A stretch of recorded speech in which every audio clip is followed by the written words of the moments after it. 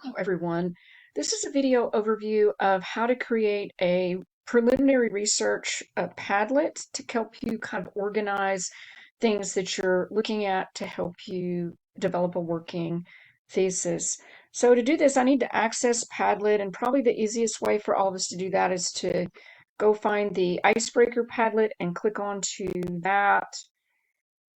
And once it loads, I'm going to click on the square with the arrow in it in the top right-hand corner so that it opens, kind of outside of Blackboard. And now I can see my icon over here in the right, and I'm going to click on that so that I can go to my dashboard. And then this is where you would have your Padlets and, whatever else. You may not have any there, but I'm going to click on Make and then on Blank Board. And then I'm going to come over here and I'm going to leave it on wall, but I'm going to put it on shelf so that I can have columns and I can change the background if I want. So, and I'm going to also change the title of this, and I'm going to call it preliminary. You can call it whatever you want. Preliminary Research Padlet Happiness. And then I'll click done. I'm going to change the background because brown is kind of blah.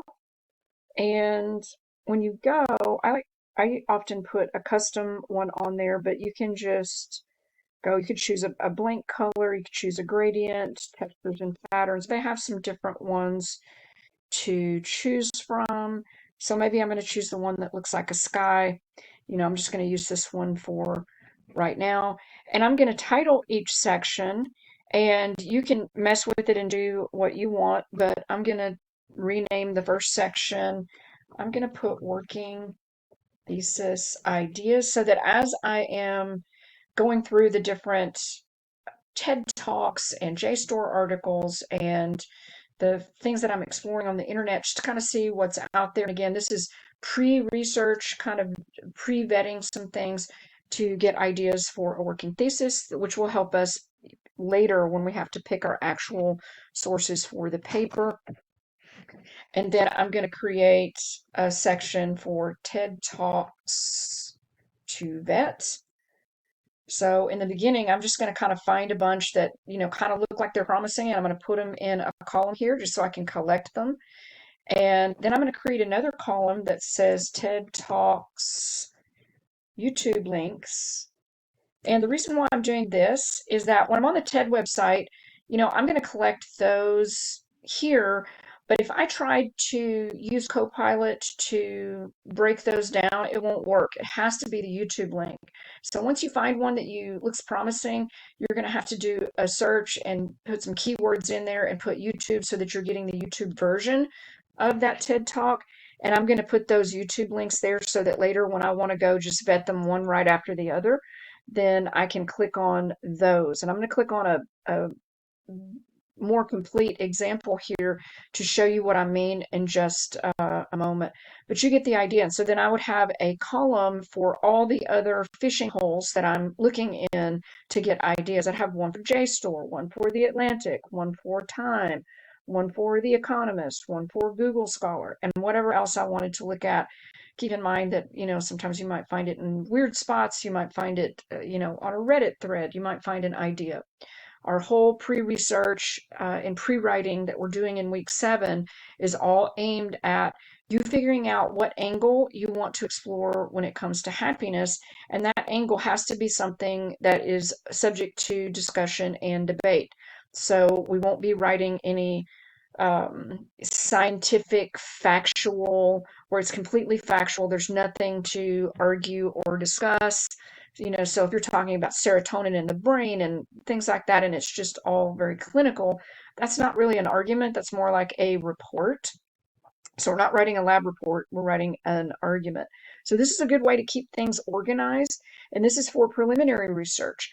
For the things that you kind of vet and that you decide you don't like, then you can delete those off the Padlet so that when it's all said and done, you've got things on here that are still promising, that you still want to work with. And some of the things that you find, like TED Talks, you can use in your paper. So if you find a couple that you like, you can have a couple of those in your paper. But remember, on the assignment sheet, you have 7 sources. At least 4 of those sources need to be print sources from the STC databases. So that means you could have up to 3 TED Talks. So, if you find a couple of TED Talks that you like, you've already got some sources that you could use. If you find any JSTOR articles in your process that you use, those can be found in the STC databases, and we'd want to, cite those from there. But since you found them the easy way online, it sure does, make short work of you navigating to those later. And I am going to show you later how to do some searches in the STC databases so you can find some things there that you wouldn't be able to find through these little shortcut methods here. So it's good to know that part too. So let me go back into my dashboard. I'm going to show you 1 or 2 more things let me see, where is my gallery? Okay, so here's one that I did for another class, and I put, a couple of things on there. I put a TED Talk from the TED website over here, The Happy Secret to Better Work, but I also grabbed the YouTube URL right here because this is the one I need to be able to use Copilot. Now, if you click on it here in Padlet, you're not going to be able to, let me pause the video, you're not going to be able to, I don't think, use this with it. So what you're going to have to do is click on YouTube on the video and actually open it in YouTube to be able to, about that, to be able to interact with it. So just remember, you can watch them in the Padlet, and you can even make them full screen in the Padlet. But if you want to be able to pre-vet it to see if it's anything that inspires any ideas, then you need to open it in YouTube so that it'll interact with that. Keep in mind that when you're interacting with or getting summaries, highlights of the video, it is good to ask, what the central thesis is about happiness if you don't get a good summary right off the bat, which we saw in a previous video happened to me. And then I had to say, wait, I'd seen that one, so I knew it wasn't a good summary. So then I said, well, what's the central thesis about happiness in this video? I got a much better response.